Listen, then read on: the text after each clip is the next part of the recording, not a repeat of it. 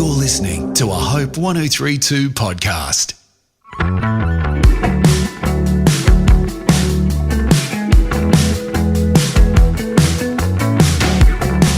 This is Raising Teens, the podcast that helps you do what it says in the title. Raise teens, or maybe like me, you're a parent whose kids are very young, you've got a bit of a ways to go till they're teenagers, but you're looking for some advice to file away when you get there. I'm Ben McKechnie. I am joined, as always, by psychologist and teacher Collett Smart. And today, Collett, this is definitely advice that I'm going to file away for later.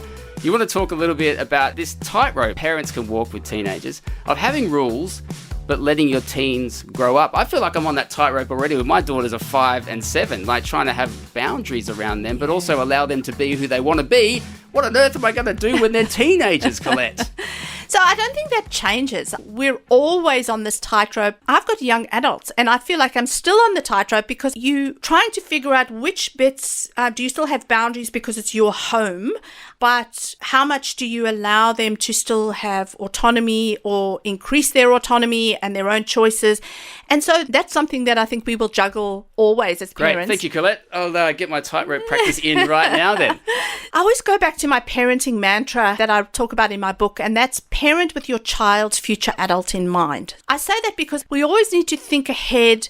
When I'm putting rules or boundaries in place, why am I doing this? Am I doing this because my grandparents did it and my parents did it, so I'm just doing it? Or is there actually a reason? Am I looking at who I'm wanting my child to become in terms of character, and that's why I've got these rules, because I'm building character in my child. I love that. And so it goes down to 4 parenting styles. And I'm taking notes. Okay, 4 parenting styles. 4 parenting styles. You could actually sit in my lectures because I just wrote this into curriculum, in fact, for my teaching students. But I don't need to do that because you're about to do that right now, Collett. The 4 parenting styles that are most well known. Look, let me first say there's lots of throw around terms, helicopter parent and lawnmower parent and snowplow parent and so on. Snowplow? Yeah, I haven't heard that one. Yeah, I think that's more in, places that it snows. In Australia, we go with the good lawnmower parent. Yeah. Another one I heard on the CPX podcast was mentioned the tiger parent. It wasn't coined by them, but Justine Toe talks about her experiences with tiger parenting. But the 4 that we talk about in research are the authoritarian parent, the permissive parent, the neglectful parent, and the authoritative parent. The authoritarian parent is that parent that values obedience above all. The children must just conform to rules. Your teens must go by the rules. There's no negotiation. They tend to be quite punitive and inflexible, very controlling of children's behavior and teenagers' behavior. Permissive parents are the reluctant parents. They're reluctant to impose rules or standards. They really just let their kids regulate themselves. They try to be more like a friend. Absolutely. I call them the parent, as in your child's peer. Yes. Because they want to be the cool parent all the time, and they do lots of warmth, but very little boundaries. Then the neglectful parent is usually the parent has the least amount of involvement or response towards their children. So it could be neglecting physical needs or emotional needs. They might provide some of the basics like food and shelter and so on, but very emotionally detached and quite indifferent or oblivious to their child or their teenager's needs. They don't bother about boundaries at all. So in contrast, the authoritative parent, and this is where I'm going to throw in one of those beautiful new terms, the lighthouse parent. The lighthouse parent? And I love the idea of the lighthouse parent because I think that sounds cool. What is that? This really highlights the authoritative parent, and this is where parents are teaching assertiveness skills to their young people, but they still are assertive themselves and comfortable in themselves as parents to set limits within reason. So there's clear standards of behavior. You still have very high levels of expectation, but realistic expectations. And it's really about building your child's character and their values. So not rules for the sake of rules. Lots of unconditional love. So I talk in my book about truckloads of love. You're really trying to balance the loads of love and warmth, but still knowing that rules and boundaries are what make children feel safe. Truckloads of love. That's beautiful.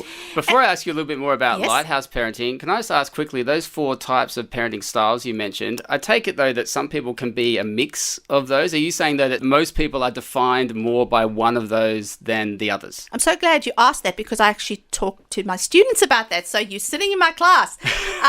Yes, most parents do find that they are a mix, and you will vacillate between them quite a lot. And there will be times where you'll go, oh, I'm being too authoritarian, I need to pull back.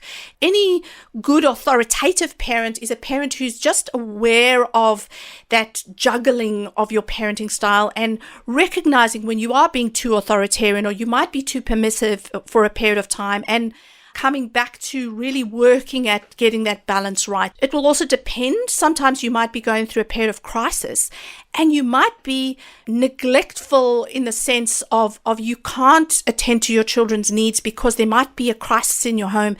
That's actually okay for a period of time. It's the general picture of your overall parenting that we're looking at being authoritative. And so really, it's about trying to build resilience in your children, not acting as their friend and not bubble wrapping your children. But we know that this authoritative parenting style, in terms of research, our children really thrive best under the authoritative parenting style. Do they? So it is actually effective, because it sounds great and it sounds like the one you'd want to aim for, but research demonstrates it is actually effective in your child's life. Yes. And so research shows that when we are authoritative in our parenting, we see children more psychologically well adjusted. They are often intrinsically more motivated to achieve rather than waiting for a parent to tell them what to do all the time or motivate them. They learn to manage themselves well because they have expectations put on them. They are more self-reliant, more self-confident, often more resilient. They develop more self-control, good social skills, and they often remain more connected later in life to their parents and their friends. Now, that sounds all magical and amazing, and we're raising these perfect children. That's not what I mean at all. It's not about being perfect parents or perfect children and that your children or teens won't end up with troubles or struggles. That's not what I mean at all. But it's just those children are often more resilient and able to move forward in their lives. Why I love the picture of the lighthouse parents is because it conjures up for me this idea of this safe, stable, warm place in the middle of the storm. You know, there could be beautiful sunshine and you're the lighthouse sitting on the rocks and everything's rosy and wonderful. But in the middle of a storm, you are there with your light shining out for your child to find you or see you, even though they might launch off the rocks and be rowing out there and actually have no oars whatsoever in the middle of a storm and ignoring your light altogether. You're still the stable, safe place that they know they can come back to, and you're the place where they know that there's always security and there's still boundaries, and you're warm. And I think that's why I love that picture of the lighthouse so much. I hope this has been a light for everybody, and a light now shining brightly in people's homes as parents everywhere start trying to work harder and harder at being a lighthouse parent. That's awesome. This has been Raising Teens with Collett Smart. See you next time.